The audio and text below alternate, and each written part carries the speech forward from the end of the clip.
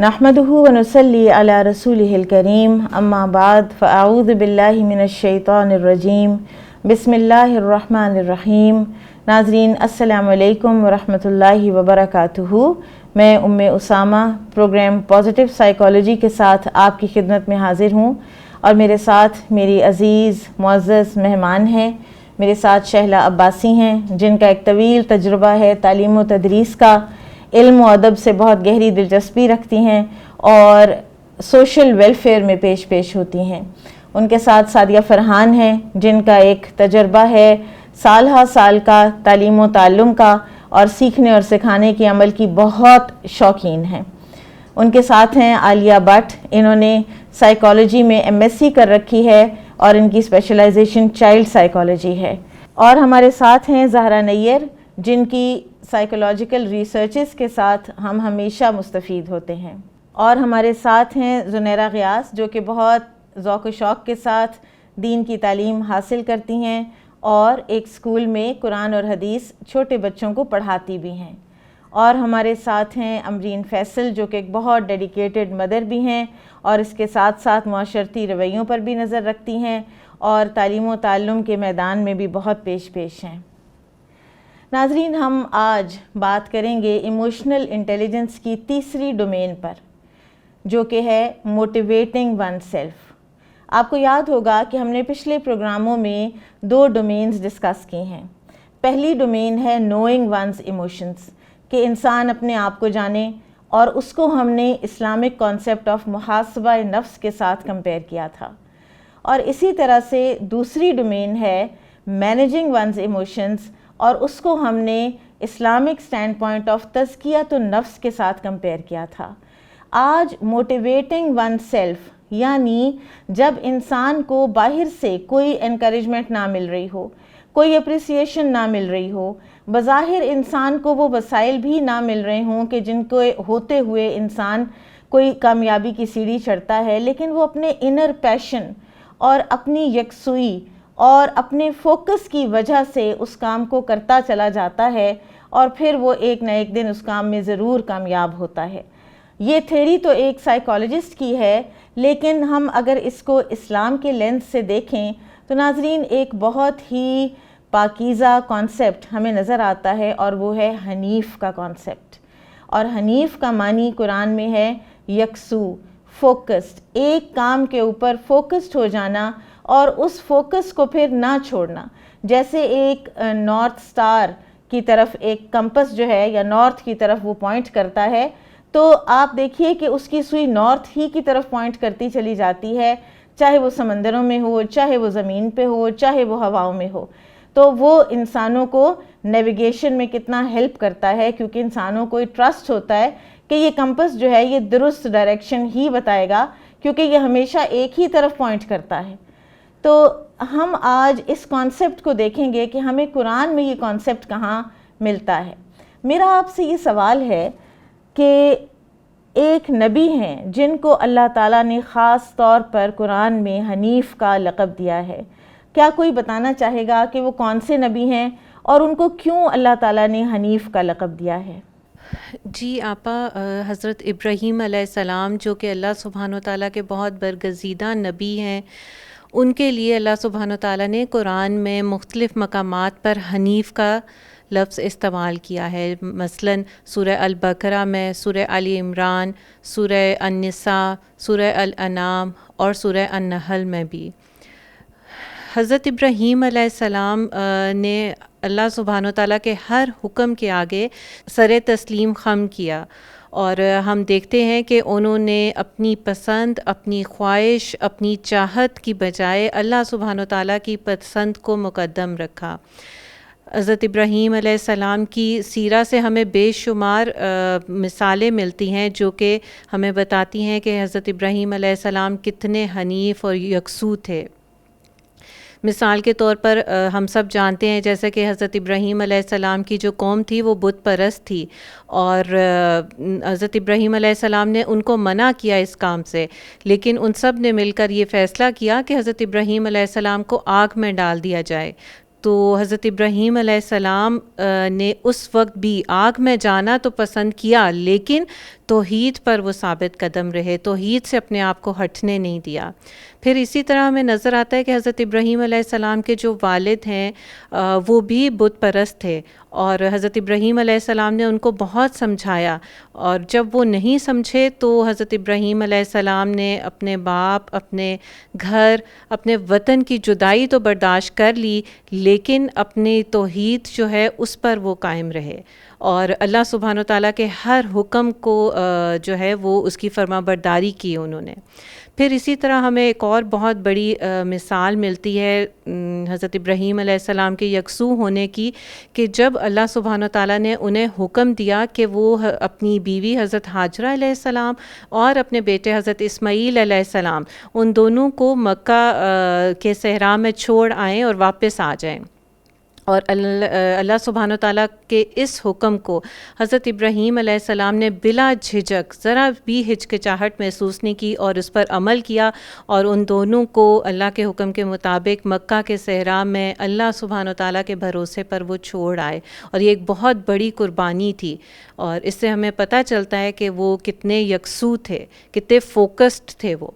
اور اس کے بعد حضرت ابراہیم علیہ السلام کی سب سے بڑی جو مثال ہمیں ملتی ہے، جب اللہ سبحانہ و تعالیٰ نے ان کو حکم دیا کہ اپنے پیارے بیٹے اسماعیل علیہ السلام کو ذبح کر دیجئے، تو ہمیں سیرہ میں ملتا ہے کہ حضرت ابراہیم علیہ السلام نے ایک لمحے کو بھی ان کے دل میں یہ خیال نہیں آیا کہ میں اس حکم کو نہیں مانوں گا، اور ان کے بیٹے نے بھی ان کا ساتھ دیا، اور اللہ سبحانہ و تعالیٰ نے اس عمل کو، حضرت ابراہیم کے اس عمل کو اس طرح قبول کیا کہ قیامت تک کے لوگوں کے لیے اس قربانی کو جاری کر دیا۔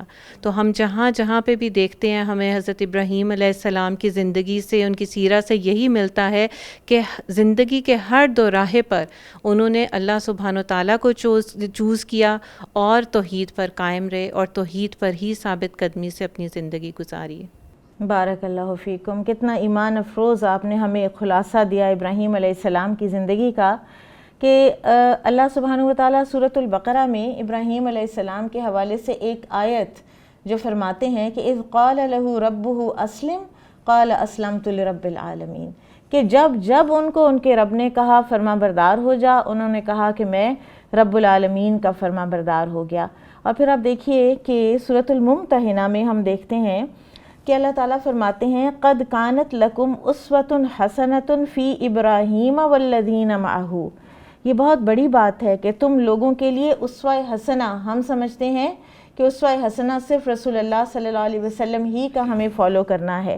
آپ دیکھیے کہ وہ بھی بہت بڑی بات ہے، بہت خوبصورت بات ہے، اور یہ ایک اور بات ہے کہ ہمیں اور انبیاء کے اسوہ حسنہ سے بھی ہمیں اگزامپل لینی ہے، اور ابراہیم علیہ السلام والے اسوہ حسنہ، اور کہاں کہاں اللہ تعالیٰ اپنے بندوں کو دیکھنا چاہتا ہے، کس لیول پہ دیکھنا چاہتا ہے کہ ان میں تمہارے لیے اسوہ حسنہ ہے، اور ان لوگوں کا اسوہ حسنہ بھی فالو کرو جو ابراہیم علیہ السلام کے فالوورز تھے۔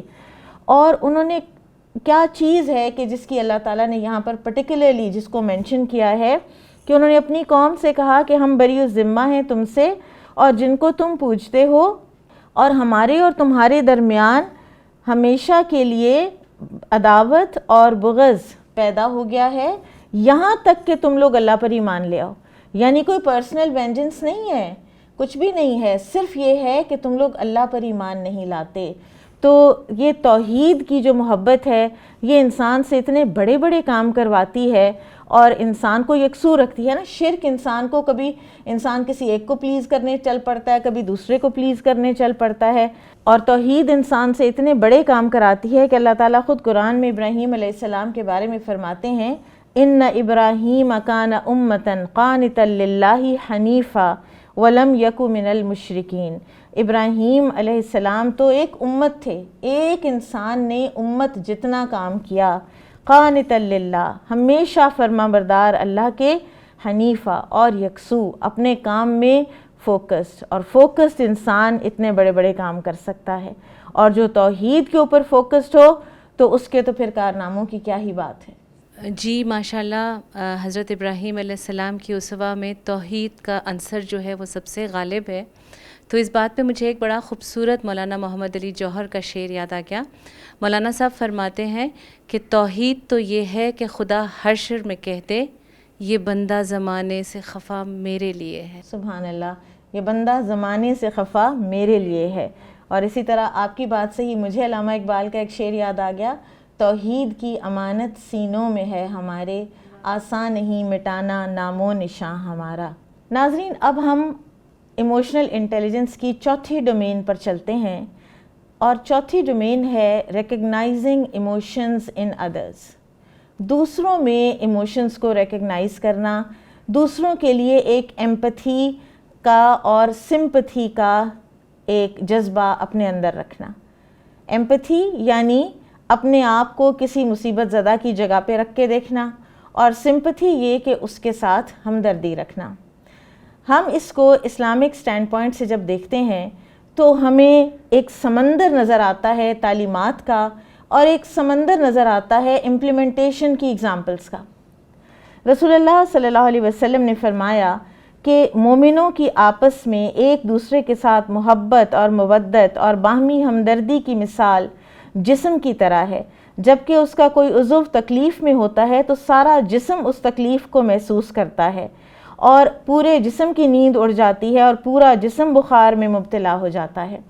تو ایک معاشرے میں افراد کا ایک دوسرے کے لیے کنسرنڈ ہونا، ایک دوسرے کے جو خوشی اور غمی ہے اس میں شریک ہونا، اور ایک دوسرے کے جذبات کو پہچاننا کہ یہ اگر اس وقت انسان غم زدہ ہے تو مجھے بھی کچھ اس کا خیال کرنا چاہیے، یا مجھے کیسے بیہیو کرنا چاہیے، مجھے اس کو چیئر اپ کرنے کے لیے کیا کرنا چاہیے. مثال کے طور پر ایک بڑی خوبصورت مثال کسی اسکالر نے دی کہ رسول اللہ صلی اللہ علیہ وسلم سیدہ عائشہ رضی اللہ عنہا سے فرماتے تھے کہ عائشہ، جب آپ مجھ سے ناراض ہوتی ہیں تو مجھے پتہ چل جاتا ہے، تو اس لیے کہ جب آپ مجھ سے ناراض ہوتی ہیں تو آپ ابراہیم کے رب کی قسم کہتی ہیں، اور جب آپ میرے سے ناراض نہیں ہوتی تو آپ محمد صلی اللہ علیہ وسلم کے رب کی قسم کہتی ہیں. تو آپ دیکھیے کہ ایک بیوی کے لیے یہ کتنا ایک سکون کا باعث ہے یہ بات کہ میرے شوہر کو یہاں تک میرے ایک ٹون سے، میرے کچھ ورڈز کی چوائس سے بھی پتہ چل جاتا ہے کہ میرا موڈ اس وقت کیسا ہے. اور وہیں سے ایک جو محبت اور ایک ویل بینگ کی جو ایک کہانی ہے وہ شروع ہو جاتی ہے. ناظرین، یہاں ہم لیتے ہیں ایک چھوٹا سا بریک کے بعد حاضر ہوں گے، ہمارے ساتھ رہیے گا.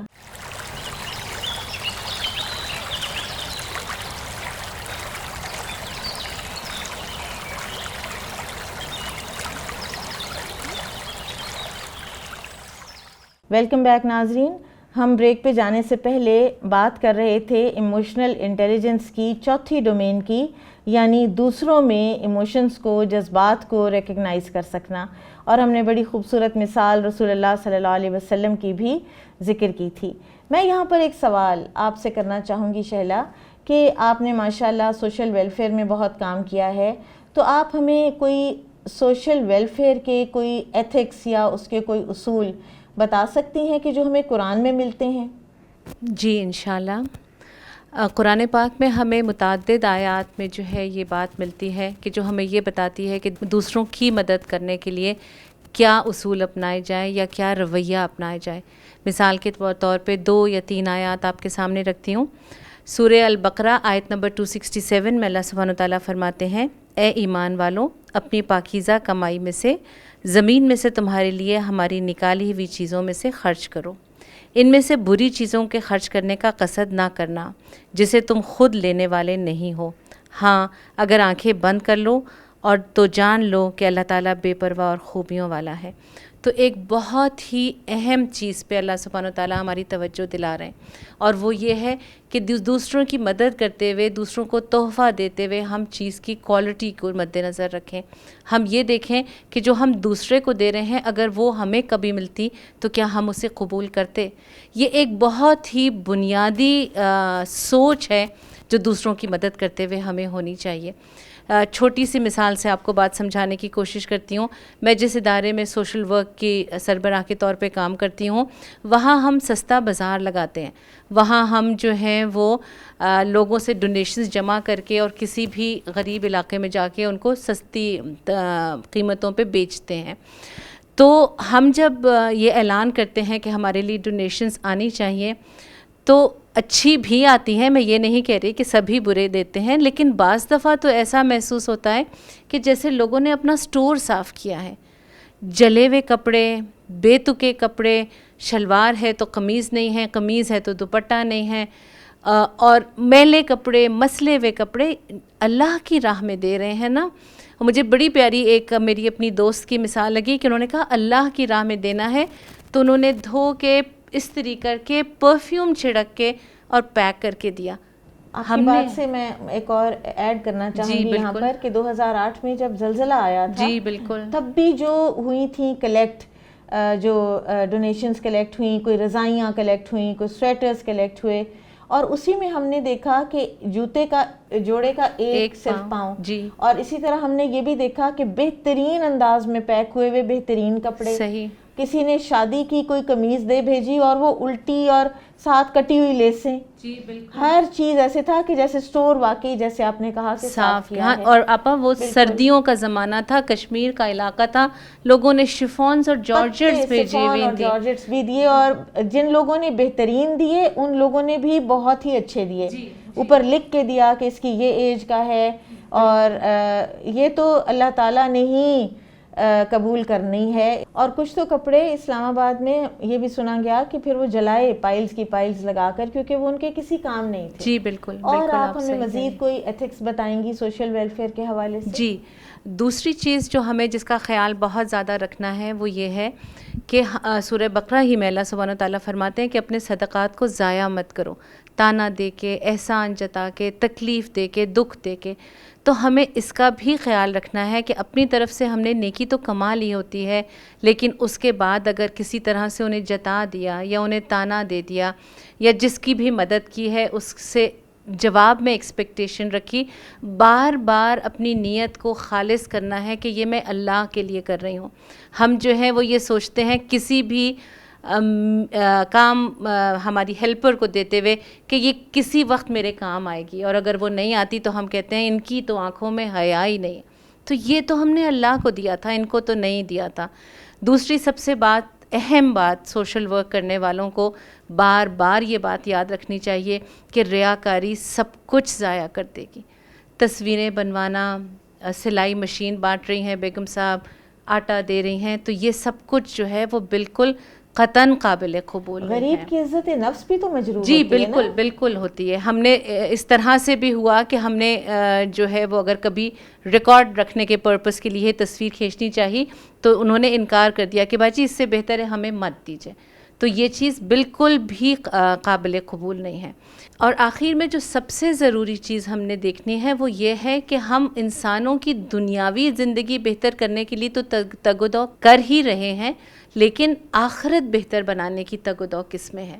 ہمارے گھر میں کام کرنے والے اکثر ملازمین سے اگر آپ بات کریں تو ان کی دین کا فہم بالکل نہیں ہوتا، اور ہمیں اس بات کی فکر بھی نہیں ہوتی کہ وہ قرآن بھی پڑھے ہوئے ہیں کہ نہیں، وہ بدعات میں کتنے مبتلا ہیں. ان چیزوں کی بھی فکر کرنی ہے. ہمارے پڑوس میں اگر کسی کا انتقال ہو گیا ہے تو مسنون طریقے سے غسل دینے کے لیے بھی اپنے آپ کو جو ہے وہ پیش کیجئے کہ بعض دفعہ بہت ہی غیر مسنون طریقے سے غسل دیا جا رہا ہوتا ہے. تو یہ سب چیزیں سوشل ورک میں شمار ہوتی ہیں. ہم صرف کسی کے ہاتھ میں پیسہ دے کے بری الذمہ نہیں ہو سکتے، ہمیں ان کی عاقبت کی بھی فکر کرنی ہے، آخرت کی بھی فکر کرنی ہے، اور اپنے اعمال کو بھی ضائع ہونے سے بچانا. آپ ہمارے ناظرین کو کچھ ایسے طریقے سجیسٹ کریں گی؟ فار ایگزامپل بہت سے لوگ ہیں ماشاءاللہ جو لوگوں کا راشن لگاتے ہیں، یا بہت سے لوگ ہیں کہ جن کے گھروں میں لوگوں کے مہینے لگے ہوئے ہیں، تو ان کی دینی تعلیم کے لیے کوئی طریقے اس طرح کے جو آپ نے اختیار کیے ہوں اپنے ڈپارٹمنٹ میں؟ جی ہم یہ کوشش کرتے ہیں کہ اگر ہم ہاسپٹلس کی وزٹ پہ جا رہے ہیں اور مریضوں کی بیمار پرسی کے لیے جا رہے ہیں تو شفا کے کارڈز اپنے ساتھ لے جائیں. ان کے جو وہ کیئر ٹیکرز ہوتے ہیں ان کو شفا کے کارڈ دے دیں.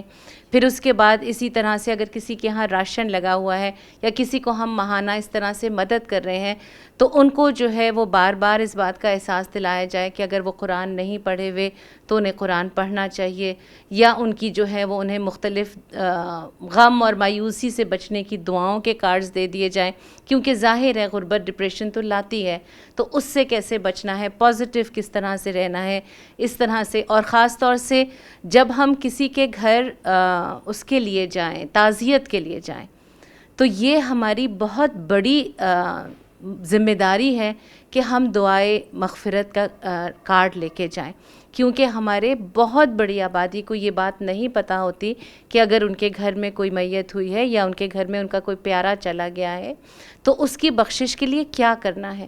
وہ پرانے ہی طریقوں پہ رہتے ہیں، ان کو ایجوکیٹ کرنا. پھر اس کے علاوہ ہم الحمدللہ ثم الحمدللہ ہر رمضان میں دورہ قرآن کرتے ہیں.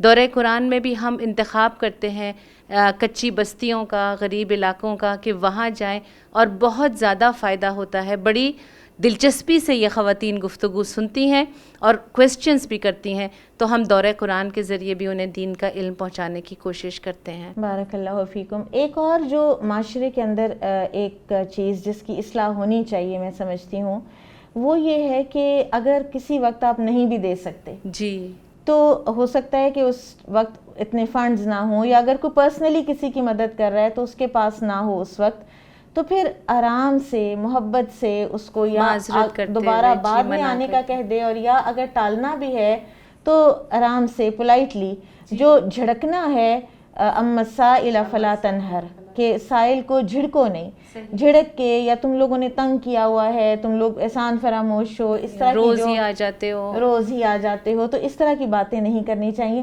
ناظرین، یہاں میں آپ کو ان یہ جو سوشل ویلفیئر کے ادارہ چلانے والے ہیں، ان کی جو معاشرے کے ساتھ جو ایک کانٹیکٹ ہے اس کی ایک ایگزامپل آپ کو دینا چاہتی ہوں، کہ یہ صرف یہ نہیں کہ یہ کسی مصیبت زدہ کی مدد کرتے ہیں، بلکہ بعض اوقات ان کے پاس ایسے کیسز آ جاتے ہیں کہ جس میں لوگ سودی قرضوں میں جکڑے ہوئے ہوتے ہیں، تو یہ ان کے لیے ان کے قرض کے اتارنے کا بندوبست تو کرتے ہیں اپنی استطاعت کے مطابق، لیکن اس کے ساتھ ساتھ یہ خواتین ان لوگوں کو جو سود لے رہے ہوتے ہیں ان کے پاس جا کر ان کو قرآن و حدیث سے تعلیم بھی دے کر آتی ہیں کہ یہ ان کی آخرت کے لیے کتنا خطرناک ہے، اور یہ ان کے لیے کتنا ڈیمیجنگ اور ڈیٹریمنٹل ہو سکتا ہے قیامت کے دن. اور بہت سے لوگ ان کی بات سے اپنا اصل مال لے لیتے ہیں اور سود چھوڑ دیتے ہیں. ناظرین، یہاں ہم لیتے ہیں ایک چھوٹا سا بریک، ہمارے ساتھ رہیے گا.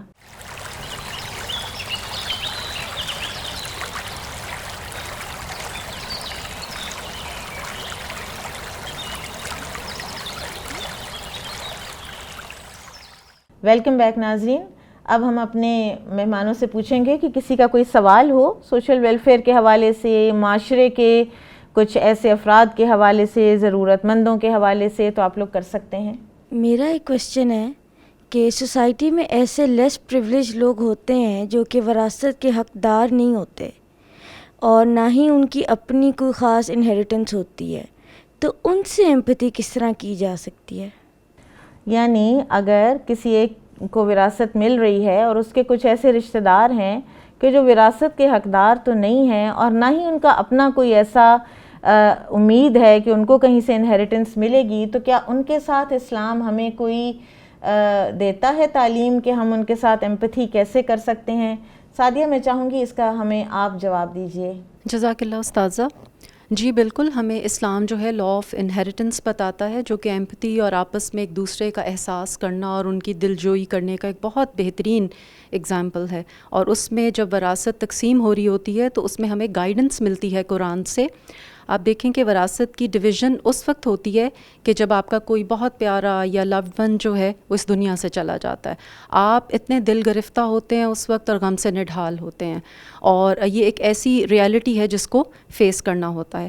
بعض دفعہ یہ وراثت جو ہے آپ کی ایک ڈیزائر بھی ہوتی ہے اور آپ کی ایک ضرورت بھی ہوتی ہے، اور اس وقت وہاں پہ کچھ لوگوں کا موجود ہونا جو آپ کو حسرت بھری نگاہ سے دیکھ رہے ہیں، آپ کو انکمفرٹیبل کر دیتا ہے. اب اس وقت حقداروں کا وہاں پہ ہونا تو سمجھ آتا ہے، لیکن یہ وہ لوگ بھی ہو سکتے ہیں جو وہاں پہ ہیں جن کو آپ زندگی میں ایک یا دو بار ملے ہوں، یا آپ نے صرف ان کا نام سن رکھا ہو. اور اب وہ آپ کو دیکھ رہے ہیں اور آپ کو وہ نعمت ملی ہے جس کا آپ نے سوچا نہیں تھا، یا وہ آپ کی ضرورت تھی اور آپ کی خواہش بھی تھی. وہ کاروبار جو آپ کے کسی بڑے نے فلرش کیا، اس کو سٹارٹ کیا، وہ آپ کو بغیر محنت کے مل گیا. وہ زیورات جو آپ نے نہیں خریدے تھے اور وہ آپ کو بغیر محنت کے آپ آج اس کے اونر بن گئے. اور وہ پراپرٹی جس میں آپ نے کچھ انویسٹ نہیں کیا تھا آج آپ کے ہاتھوں میں ہے بغیر محنت کے. اب یہ لوگ آپ کو حسرت بھری نگاہوں سے دیکھ رہے ہیں، دل میں محرومیوں اور محتاجیوں کا ایک احساس ہے، اور آپ انکمفرٹیبل ہو رہے ہیں. تھوڑی دیر کے لیے سوچئے کہ یہ مال اگر ان کو مل جاتا جو آج آپ کو ملا ہے تو ان کی کتنی پرابلمس جو تھیں وہ دور ہو جاتی. وہ فیس دے دیتے تاکہ بچے کا اسکول نہ چھڑانا پڑتا، وہ بیٹی کی شادی کے لیے کچھ مال اکٹھا کر لیتے، وہ اس بچے کا علاج کرا لیتے جو آج معذور ہے. تو یہ بہت تکلیف دہ صورتحال ہے ان لوگوں کے لیے جو سوسائٹی میں ان محرومیوں کا شکار ہیں. تھوڑی دیر کے لیے سوچیں، وہ نعمت آپ کو ملی ہے اور وہ حسرت سے دیکھ رہے ہیں اور آپ انکمفرٹیبل ہیں. آپ سوچیں، آپ ان کے فٹ سٹیپس میں آ کے دیکھیں، آپ بھی ان کی جگہ ہو سکتے تھے اور وہ نعمت حاصل کر رہے ہوتے. تو اس پہ آپ اللہ کا شکر ادا کریں، تھوڑی سی پازیٹیوٹی لے کے آئیں، اس ایموشن کو اپنے اندر پیدا کریں، ایمپتھی کریں، اور یہی دوسرے مسلمان سے ایک سچی خیر خواہی ہے. اور آپ دیکھیں کہ جو ہمارا دین ہے وہ یہی تو ہے، الدین والنصیحہ. اب یہ جو لیس پریویلیجڈ لوگ ہیں یہ کون ہو سکتے ہیں؟ یہ آپ کی والدہ کی کوئی سہیلی ہو سکتی ہیں، آپ کے والد کے کوئی دوست ہو سکتے ہیں، وہ ملازم ہو سکتے ہیں جنہوں نے ایک لمبا عرصہ گھر کے بزرگوں کے ساتھ گزارا، ان کی خدمت کی، اور آج وہ ایسی سٹیج پہ ہیں کہ اپنے آپ کو سپورٹ نہیں کر سکتے، فیملی کو سپورٹ نہیں کر سکتے. پھر یہ وہ اٹینڈنٹ ہو سکتے ہیں جنہوں نے بیماری میں رات دن وقت گزارا گھر کے بزرگوں کے ساتھ، اور اس کے علاوہ کوئی دور کے رشتہ دار بھی ہو سکتے ہیں. تو ان کا خیال کرنا ایک سچی خیر خواہی ہے. اب آپ کیا دے سکتے ہیں؟ آپ اس میں چاہیں تو رنگ دے دیں، یا یہ ہے کہ کوئی کانوں کی بالیاں دے سکتے ہیں، کوئی جوڑا ہے، کوئی کیش ہے، کوئی رقم ہے، اس کے ذریعے مدد کی جا سکتی ہے. تو اتنا خوبصورت ہمارا دین ایک ایک چیز بتاتا ہے جس میں ایک انسان کا احساس کرتا ہے، رادر یہ کہ آپ انکمفرٹیبل ہوں. تو اس پازیٹیو ایموشن کو بہت خوبصورتی سے ہمارا دین ہینڈل کرنے سکھاتا ہے ہمیں. یہاں پہ میں ایک چھوٹی سی حدیث جو ہے وہ ضرور بتاؤں گی کہ حضرت جریر بن عبداللہ رضی اللہ تعالیٰ عنہ کہ میں نے رسول صلی اللہ علیہ وآلہ وسلم سے بیعت کی اعلیٰ اقام الصلاۃ و ایتاء الزکاۃ، نماز قائم کرنے اور زکوٰۃ دینے پہ، اور ونصح لکل مسلم، ہر مسلمان سے خیر خواہی کرنے کی. تو اللہ تعالیٰ ہمیں یہ سچی خیر خواہی نصیب فرمائے. تھوڑا دل بڑا کرنے کی بات ہوتی ہے نا، ذرا سا دل کھولنا ہے، کچھ بھی کمی نہیں آتی. اور صدقہ کرنے سے تو مال کم نہیں ہوتا.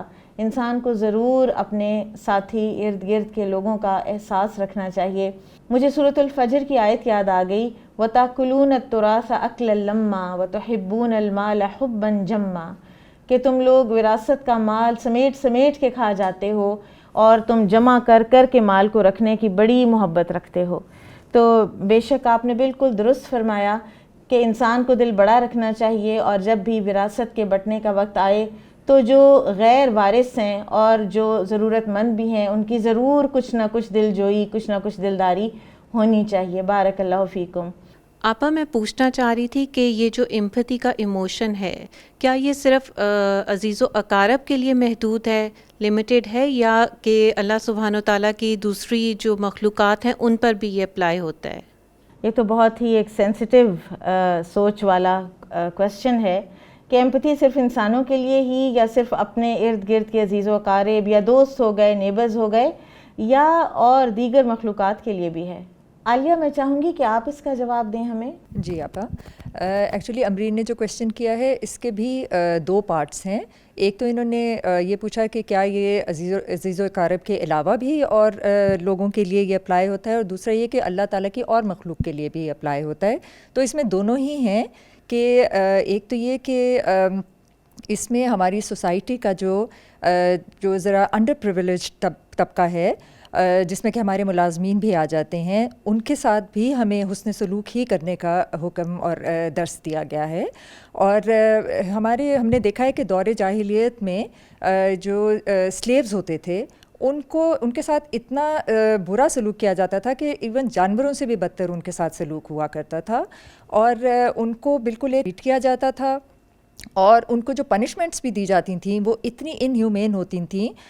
تو اب آج کل کے زمانے میں آلدو کہ سلیوز تو نہیں رہے، لیکن کچھ گھرانے ایسے ہیں جو اپنے ملازمین کے ساتھ بھی اتنا ہارش رویہ رکھتے ہیں اور ان کو اس طرح سے ٹریٹ کرتے ہیں، اور کچھ گھروں میں تو دیکھا گیا ہے کہ چھوٹے چھوٹے بچے اور بچیوں کے ساتھ اتنا زیادہ ان سے کام لیا جاتا ہے، اور پھر اگر ان سے کوئی چھوٹی سی غلطی ہو جاتی ہے تو ان کو اتنی سیویئر پنشمنٹس دی جاتی ہیں۔ ہم ٹی وی پر اخبار میں اس طرح کی خبریں پڑھتے ہیں، بالکل، دل ہلا دینے والی، اور ایسی ان کو پنشمنٹس دی جاتی ہیں کہ ہم ان کو اگر اپنے بچوں کو اس جگہ پہ رکھ کے سوچیں تو ہمارے تو دل دہل جاتے ہیں۔ تو یہ ہمارا دین جو ہے وہ تو ہمیں ہر ایک کے ساتھ حسن سلوک کی ہی وہ ہمیں درس دیتا ہے، اور ہمیں کہا یہ گیا ہے کہ ان کے ساتھ، ملازمین کے ساتھ، ایک تو نرمی کا برتاؤ کرنا، ان کو کھانا کھلانا، ان کو کپڑے پرووائڈ کرنا، اور ان کے ساتھ وربلی اور مینٹلی ان کو ابیوز نہ کرنا، یہ ساری ایمان کی نشانیاں ہیں۔ اور ہم پھر یہ بھی کہ ان کے سیلف رسپیکٹ کا بھی خیال رکھا جائے۔ تو ہمارے نبی صلی اللہ علیہ وسلم کی ہمیں زندگی سے تو بے تحاشا ایسی اگزامپلز ملتی ہیں جس میں انہوں نے بہت بہترین سلوک کیا اپنے ملازموں کے ساتھ۔ اور جس طرح حضرت انس رضی اللہ تعالیٰ عنہ فرماتے ہیں کہ میں نے 10 سال نبی صلی اللہ علیہ وسلم کی خدمت میں کام کیا، لیکن انہوں نے کبھی اف تک نہ کہا، اور انہوں نے مجھ سے کبھی یہ نہ پوچھا کہ تم نے فلاں کام کیوں کیا اور فلاں کام کیوں نہیں کیا۔ اور اسی طرح پھر ہمیں حضرت عمر کی ایک مثال ملتی ہے کہ جب وہ ایز اے کانکرر وہ پیلسٹائن میں انٹر ہو رہے تھے تو وہاں کی جو کرسچن ڈگنیٹریز ہیں وہ ان کو ویلکم کرنے کے لیے ادھر کھڑے ہوئے تھے۔ حضرت عمر رضی اللہ عنہ اس حال میں داخل ہوئے کہ ان کا ملازم انہی کے اونٹ کے اوپر بیٹھا ہوا تھا، اور حضرت عمر نے اس کی اونٹ کی رسی تھامی بھی تھی اور وہ پیدل اس کے ساتھ چل رہے تھے۔ تو اس چیز میں ان کی عزت میں کوئی کمی نہیں آئی، بالکل بالکل بھی نہیں۔ اور پھر اسی کے ساتھ ہمارے اللہ تعالیٰ نے جو باقی کی مخلوق ہے اس کے ساتھ بھی اسی طرح ایمپتھی کرنے کا ہمیں حکم دیا ہے، اور جانوروں کے ساتھ بھی ہمیں اسی طرح کہا گیا ہے کہ ان کے ساتھ حضور صلی اللہ علیہ وسلم نے فرمایا ہے کہ اللہ سے ڈرتے ہوئے جانوروں کے ساتھ سلوک کرو۔ اور ایک مرتبہ حضور صلی اللہ علیہ وسلم کے پاس ایک اونٹ روتا ہوا آیا، تو آپ نے پھر بڑی ذرا سختی سے اس کے مالک کو کہا کہ ان بے زبان جانوروں کے بارے میں اللہ سے ڈرو۔ تو آپ خود بھی کیونکہ ان کے ساتھ بہت بہترین شفقت کے ساتھ، نرمی کے ساتھ جانوروں کے ساتھ سلوک کرتے تھے، اور آپ دوسروں کو بھی پھر اسی کا ہی حکم دیتے تھے۔ اور ہمیں ایک بڑا خوبصورت قصہ ملتا ہے حضرت سلیمان علیہ السلام کا، کہ جب وہ وادی سورہ نمل میں، کہ جب وہ ان کا قافلہ ایک وادی سے گزر رہا تھا تو ادھر چونٹیاں تھیں بہت زیادہ، تو ایک چونٹی نے اپنے ساتھیوں سے کہا کہ فوراً اپنے بلوں میں گھس جاؤ، کہیں ایسا نہ ہو کہ بے خبری میں سلیمان علیہ السلام کا قافلہ جو ہے وہ ہمیں کچل نہ ڈالے۔ تو یہ سن کے حضرت سلیمان علیہ السلام مسکرا دیے تھے۔ تو یہی ہمیں، اور اس کے علاوہ حضور صلی اللہ علیہ وسلم نے اس بات کا بھی حکم دیا ہے کہ ایون جو قربانی کے جانور ہیں ان کے ساتھ بھی جو ہے یہ ہمدردی کا ان کے ساتھ رویہ رکھیں کہ ایک دوسرے جانوروں کے سامنے ایک تو قربان نہ کریں ان کو، جی، اور دوسرا یہ کہ ان کی چھریاں جو ہیں وہ اتنی شارپ ہوں تاکہ ان کو تکلیف نہ ہو اس میں، اور ان کے سامنے تیز نہ کریں ان کے سامنے، جی۔ اور پھر ایون جو بیسٹس آف برڈن ہیں جیسے گھوڑا، گدھا، اونٹ، بیل وغیرہ، ان کے بارے میں بھی کہا ہے کہ ان کے ساتھ ایک تو نرم سلوک کرو، اچھا سلوک کرو، اور ان کو اچھا کھلاؤ اور اچھا پلاؤ۔ جزاک اللہ خیر، آپ نے تو ہمارے دل روشن کر دیے۔ میں بعض اوقات جب کبھی اخبار میں یا ٹی وی پر اس طرح کی کوئی خبر سنتی یا پڑھتی ہوں کہ 12-13 سال کی بچی پر تشدد، یا اس کو سگریٹ کے بٹس کے ساتھ اس کو جلانا یا تشدد کرنا، مارنا، تو میرا ذہن ضرور اس طرف جاتا ہے کہ اس بچی کا قصور کیا ہوگا نا، what is she capable of. اس نے شاید کوئی چیز اجازت کے بغیر کھا لی ہو سکتا ہے ناسمجھی میں کوئی چیز اس نے چوری کر لی ہو، تو کیا یہ، یا کوئی بیگم کا، صاحبہ کا کوئی سوٹ جل گیا ہو استری میں، اس کے علاوہ کیا ہو سکتا ہے؟ What is she capable of other than these things, travel things? تو بہت ضروری ہے کہ ہم اپنے آپ کو اس شوز میں رکھ کے دیکھیں واقعی کہ اس جگہ پہ ہم بھی ہو سکتے تھے۔ بارک اللہ فیکم۔ ناظرین، چوتھی ڈومین ایموشنل انٹیلیجنس کی ہے ریلیشن شپس، کہ صلہ رحمی یا مودہ، ایک دوسرے کے ساتھ محبت، یہ کیسے مینٹین کیا جائے. جو انسان اپنے رشتے زیادہ مینٹین کر لیتا ہے وہی زیادہ ایموشنلی انٹیلیجنٹ ہوتا ہے. جو لوگ کٹ آف ہو کے رہتے ہیں، دوسروں سے ملتے نہیں ہیں دوسروں کو، ان کی ایموشنل انٹیلیجنس لو ہوتی ہے. ناظرین، رسول اللہ صلی اللہ علیہ وسلم نے فرمایا کہ وہ مومن جو لوگوں سے ملتا جلتا ہے اور ان کی تکلیفوں پر صبر کرتا ہے، اس مومن سے زیادہ اللہ تعالیٰ کو پسند ہے کہ جو دوسروں سے الگ تھلگ رہتا ہے اور ان کی تکلیفوں پر صبر نہیں کرتا. تو ہم یہ دیکھتے ہیں کہ رسول اللہ صلی اللہ علیہ وسلم کا معاشرے میں آپس میں جو مودت کا ایک طریقہ تھا، آپ بہت منگل کرتے تھے. آپ صلی اللہ علیہ وسلم تو لوگوں میں ایسے تشریف فرما ہوتے کہ باہر سے آنے والا پہچان ہی نہیں سکتا تھا کہ اللہ کے رسول صلی اللہ علیہ وسلم کون سے ہیں. پھر اسی طرح سے لوگوں کو کھانا کھلانا، لوگوں کے لیے ایکسیسیبل ہونا، بہت فریکوینٹلی اسمائل کرنا. آپ صلی اللہ علیہ وسلم نے فرمایا، ناظرین حدیث کا مفہوم آپ کو سنا دیتی ہوں. رسول اللہ صلی اللہ علیہ وسلم نے فرمایا کہ کیا تم لوگ جانتے ہو کہ کون سا شخص ہے کہ آگ اس پر حرام ہے اور وہ آگ پر حرام ہے؟ ہر وہ انسان جو نرم ہے اور آسان ہے اور لوگوں کے قریب رہنے والا ہے. ناظرین، اللہ سبحانہ و تعالیٰ نے یہ تمام ایموشنل انٹیلیجنس ہمارے اندر ودیعت کر رکھی ہے، اور ان کو پالش کرنے کے لیے ہمارے پاس قرآن و سنت کی تعلیمات ہیں. اور ہم اللہ سے دعا کرتے ہیں کہ ہمیں اللہ تعالیٰ ان سب کے اوپر اور اس سے بڑھ کر حسن خلق جو نبی صلی اللہ علیہ وسلم کا ہے اس پر ہمیں پورا اتارے. زہرا، میں چاہوں گی کہ آپ مودہ کے حوالے سے ذرا ہمیں ایموشنل انٹیلیجنس کس طرح سے گرو کرتی ہے، جو لوگ ریلیشن شپس کو قائم کر کے رکھتے ہیں، اور ان کی ویل بینگ پر کس طرح سے پازیٹیولی یہ اثر انداز ہوتا ہے. اس سے ہمیں پتہ چلتا ہے کہ رشتے ناطے جب ہم جوڑ کے رکھتے ہیں تو اس سے ہماری ویل بینگ پہ مختلف اثرات ہوتے ہیں. سب سے پہلا یہ ہے کہ مختلف ذہنی امراض سے، جیسے انگزائٹی ہے، ڈپریشن ہے، ان کے چانسز لوور ہو جاتے ہیں. ساتھ ہی ساتھ امیون سسٹم پہ بہت پازیٹیو افیکٹ پڑتا ہے. انسان کی سیلف اسٹیم ہائی ہوتی ہے، اور ساتھ ہی ساتھ اس کے اندر چیزوں کو فیس کرنے کی ایک اسٹرینتھ پیدا ہو جاتی ہے. وہ زیادہ ٹرسٹنگ ہو جاتا ہے، لوگوں پہ بھروسہ کرتا ہے، خود بھی بھروسے کے لائق بنتا ہے. کیونکہ ہم نے پروگرام کے اندر بہت زیادہ خیر خواہی، صلہ رحمی کے حوالے سے بھی بات کی، تو میں ایک کتاب کا حوالہ دینا چاہوں گی. اس کا نام ہے دا پین آف بینگ ہیومن، اور آپ کو موقع ملے تو ضرور اس کو پڑھیے گا. اس میں ہی لکھا ہے کہ جب انسان خیر خواہی کرتا ہے، معاشرے میں نکل کے لوگوں کی مدد کرتا ہے، تو اس کو اپنا آپ بھول جاتا ہے. وہ جو اس کے غم ہوتے ہیں کہ اس کے ہیومن ایگزسٹنس کے ساتھ وہ کم ہو جاتے ہیں، وہ دوسروں کے بارے میں سوچنے لگتا ہے. مگر یہ تب ہے جب وہ مدد دوسرے لوگوں کی خیر خواہی کے لیے کرے، نہ کہ اپنی بڑائی بیان کروانے کے لیے لوگوں کے سامنے، یا اپنی کسی اندرونی گین کے لیے نہیں.